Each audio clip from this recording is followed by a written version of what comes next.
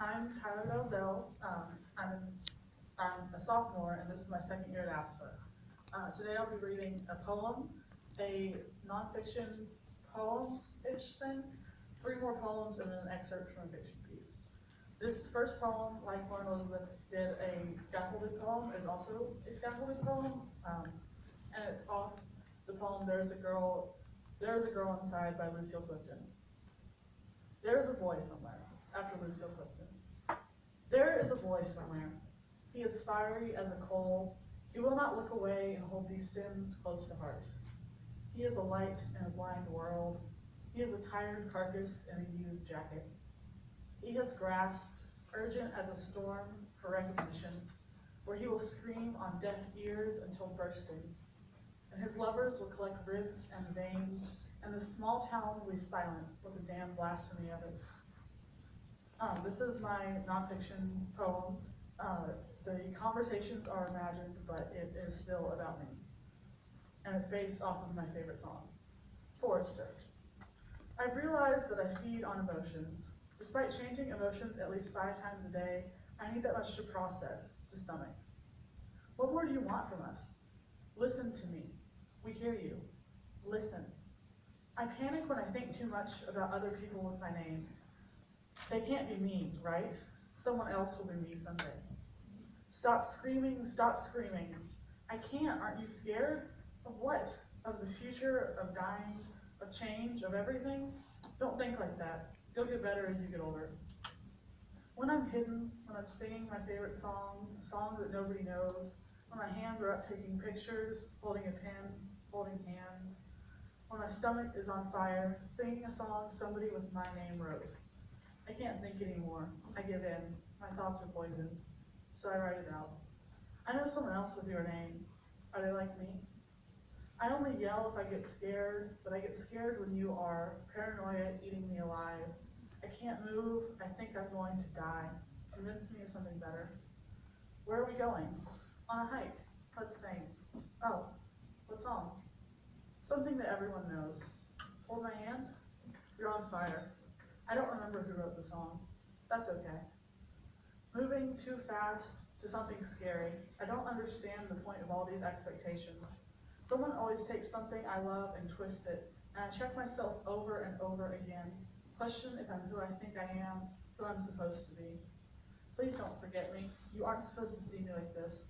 I'm supposed to be something great and innocent and unbroken. Something went wrong, it's getting bad, and I don't want to be the one that burns my life to the ground.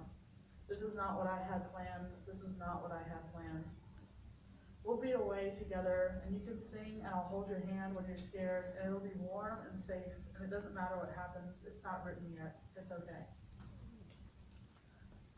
These next 2 poems go together.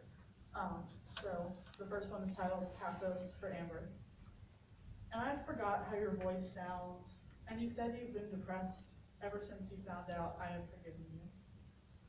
And I was not much happier with you, but we can do better, I think, this time. And she doesn't like you anymore. She never did, and you know it. Maybe now you'll see how much better you were with me. Green Boy, for Josh. You are green, yellowish, the taste of honey and the smell of my favorite hand sanitizer. Peaches, moth eyes, wide and sweet. This next poem is about somebody that I know. It's titled Volatile. Another dangerous personality disorder is borderline personality disorder, otherwise known as BPD. People with BPD are very unpredictable, and that, combined with their impulsive behaviors, makes them very volatile. They are often promiscuous, terrified of abandonment, self-destructive, and violent. It is possible to treat these individuals. However, it can be dangerous to live with such a personality type. Borderline personality disorder may be linked to incest, breakdowns within family, alcoholism, and drugs. From Dangerous Personality Disorders by Florian Rosado. You are not a monster.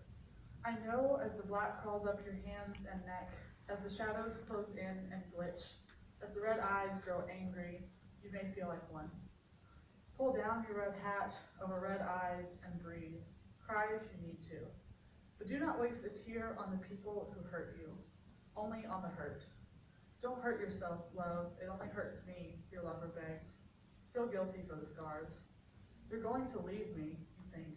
You always overthink, overcompensate, overanalyze, overlove. And it's a shame those who love you take for granted your strong emotions. They don't think you love them any more than they love you. But they don't know the hurt that comes from thinking you have hurt them. You have not done it on purpose. You were just so scared they might leave. So you pleaded for them to stay. You'd do anything. Sometimes they used this against you. Manipulation. Sometimes you were the manipulator, and you're sorry. But you just want someone to love, to hold, to be with.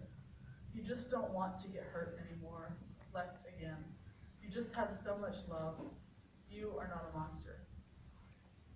This is my last piece. It is an excerpt from a fiction piece, and it starts at the beginning, so really all you need to know is that it's about a kid who finds a dead body, and it winds up being his body.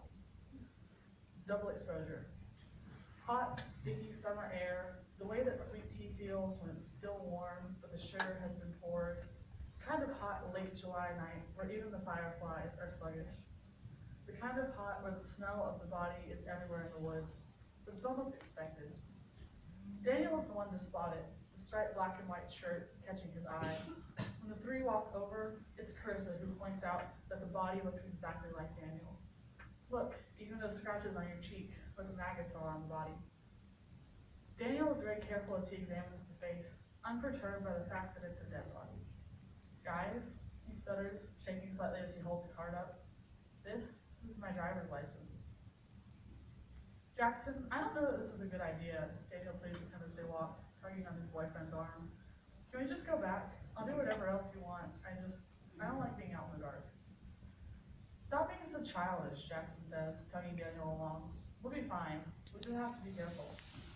Dan slumps, tugging Jackson's arm and following along. He shivers a bit, cuddling up to him. When are your parents getting back? I don't want us to get caught. I mean, we have been drinking. It's fine, Daniel. You're thinking too much. It's just the train tracks. Besides, my parents get home in the morning. Some church trip or something. Why do you even want to go to the train tracks? There's nothing there. There's a place for a bonfire, and there's the woods. I don't know, nothing. Daniel, do you remember where you were the night you were killed? The police officer sounds uneasy saying this, clearing his throat and looking down at some papers in his hands. I mean, I don't remember being killed. What night was it that you guys think I was killed? It's hard to tell since your body was found in the creek and it's been so hot, but we believe you were there about 2 days, maybe more. Don't call that my body. That thing is not me. I'm right here. That's just a body that you all think is me. Why do you even think that? He sits back, crossing his arms and frowning. Kid, we did fingerprints and DNA tests. It matches you perfectly. It's impossible, but it's true, Dan. The officer sits back as well. Now, I'll repeat the question in a way you might understand. Where were you 2 nights ago? Dan blinks, uncrossing his arms and leaning forward, elbows on his knees. Let's see, that would have been Friday night? I was with Jackson. His face drops, looking right at the police officer. But there's no way he killed me. I mean, he's my boyfriend. He loves me. Trying to smile. The officer sighs. We still have to question him. You can't tell us for certain who it was, so right now, since you were with him, he's the prime suspect. Were you two alone? Daniel gulps. Yes, we had been drinking and on the roof of his house, and he decided he wanted us to go to the train tracks. Where on the tracks, exactly? I'm not sure. I don't remember. There was a fire. We'll be on the lookout. Right now, we think it's best for you to go to the hospital, just to be safe. We've never dealt with anything like this before, but you're showing signs of decay. Jackson keeps walking. Dan jogs, getting out of breath quickly. He looks over as he catches up to Jackson, shivering as he spots a graveyard. What? What's got you so spooked? Jackson asks, stroking Daniel's hand a bit. Nothing. Graveyards are just spooky. Daniel smiles faintly, looking over again, gaze lingering. I'm fine. Graveyard? Maybe we should go over there. Jackson drops Daniel's hand, taking off. Daniel yelps as Jackson kicks up dirt, struggling to follow at even half the speed. Jackson beats him by about 30 seconds, sitting on a tombstone. Daniel sits and leans over, gasping for breath. Crap, I should have brought my inhaler, he spluttered out, choking. He clutches his throat. The death was by strangulation, the coroner tells Daniel, gesturing to the dark bruising on the body. This mirrors bruises that are beginning to appear on Daniel's neck. The body was dragged to the creek. That wasn't the place of death. It was left there for about 40 or so hours before he discovered it. It's weird that it would be left for my friends and I always go on a walk, Daniel muses. Did the person intend for my friends and I to find it? You're suggesting that the person knew you well enough to know that you walked that path every week, the coroner replies, leaning on the wall. Do you have any idea who it could have been? Jackson might know. I was with him Friday night, which is when they think I died. You don't believe Jackson did it? The man asked, raising an eyebrow. Why do you rule him out so quickly? Jackson huffs, pushing Daniel slightly. He nearly loses his balance on the tombstone, puffing harder, startled. Just shut up, okay? I'm sorry, Daniel speaks, before Jackson lands a blow on him. He didn't expect it, didn't know what he had done to cause it. You're always causing problems, and you're always just sorry for it. Can't you just be normal for once in your life, not get in the way? Daniel has no idea where this is coming from. Maybe it's the alcohol, maybe it's the fact that Jackson always had anger issues. But Daniel still doesn't expect the hand that wraps around his throat, throws him against one of the tombstones. I'm really tired of you sometimes. You know that? Thank you.